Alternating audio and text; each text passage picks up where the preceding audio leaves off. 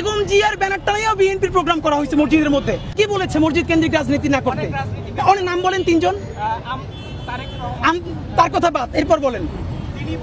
মানে তিনি বাদ, এরপরে গুরুত্ব তারেক রহমান সাহেব বলেছে, জামাতের আমির বলেছে, বা এনসিপির কেউ বলেছে। মসজিদ কেন্দ্রিক না, যদি মসজিদের মধ্যে করতাম তাহলে হতো। আমি তো মসজিদের মধ্যে নাই ভাই, এখন রাস্তাও হাঁটবো না, বারান্দাও হাঁটবো না। আমরা আপনাদের মাধ্যমে বলতে চাই মসজিদের মধ্যে ব্যানার টানাই রাজনীতি নিষিদ্ধ করতে হবে।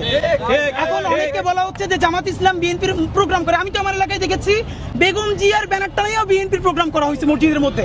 আমরা বলবো হ্যাঁ, যখন কোরআন শিক্ষা হবে ভালো কাজ হবে। কেন বিএনপি কি মিলাদুন্নবীর অনুষ্ঠান করবে না? তাহলে বিএনপি মিলাদুন্নবীর অনুষ্ঠান করলে সে মসজিদে করবে না? কেমন কথা?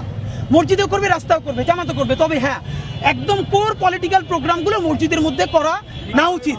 যেমন দেখেন, আমি এই জনসংযোগটা তো মসজিদের মধ্যে গিয়ে করতেছি না, এটা আমি রাস্তায় করব। কিন্তু আমি যদি এখন মিলাদুন্নবী করি তাহলে আমি মসজিদে করব না?